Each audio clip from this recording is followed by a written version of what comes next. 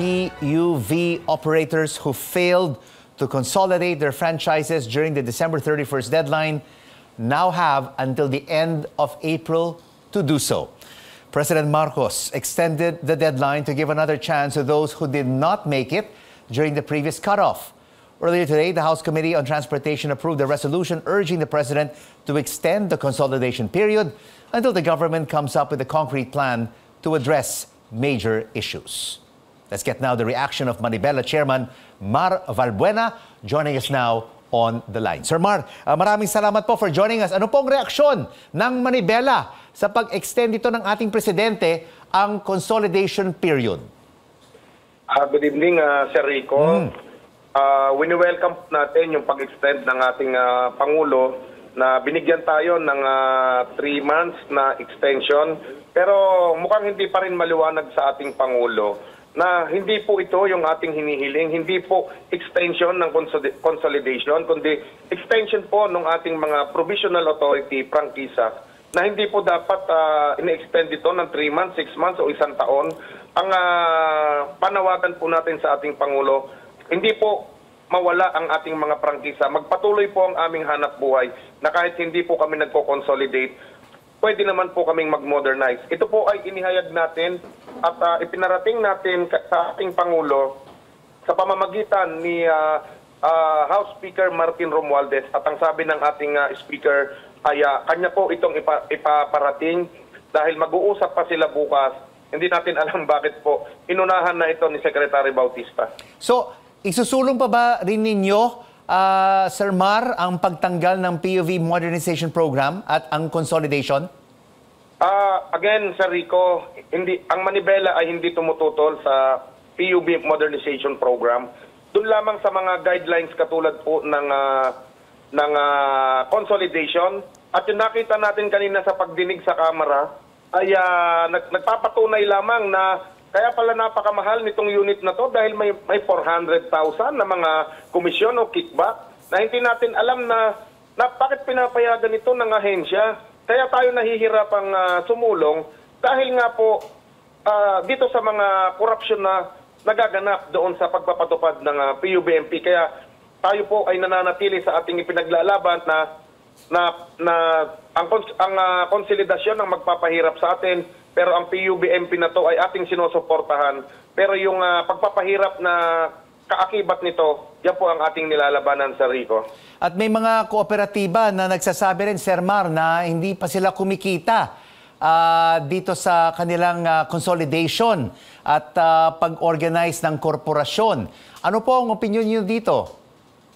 Sir Rico, tama po kayo. Ayon kanina sa DBP at Land Bank, doon sa ating nakuhang data, umaabot po ng hindi bababa sa 278 na kooperatiba ang nalugi at patuloy na nalulugi, at ang hindi na po halos nakakabiyahe dito ay mahigit 30 kooperatiba na o 30 mga units na ang equivalent po ng 30 kooperatiba na hindi na po nakakabiyahe dahil sa laki ng utang ay umaabot po ng halos 1,000 na, Sir Rico. Pero sinasabi na mga ibang mga korporasyon at kooperatiba na nagsisweldo sila, no? Pag sumasama sila sa isang kooperatiba, at meron rin sila mga benepisyo kagaya ng Social Security System, PhilHealth at iba pang mga benefits. Sir Rico, siguro meron din naman talaga.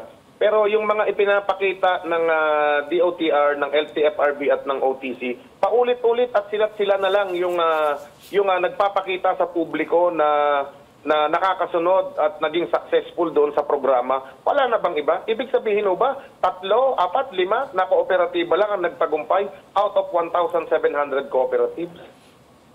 Kung sinasabi niyo po na hindi pa ninyo sinusuporta itong consolidation na plan at extension, sinabi niyo rin ba kay House Speaker Romualdez na gusto niyo rin kausapin diretso ang Presidente para maintindihan niya ang isyong ito? Tama po kayo, Sir Rico. Magkakaroon pa ng mga dialogo.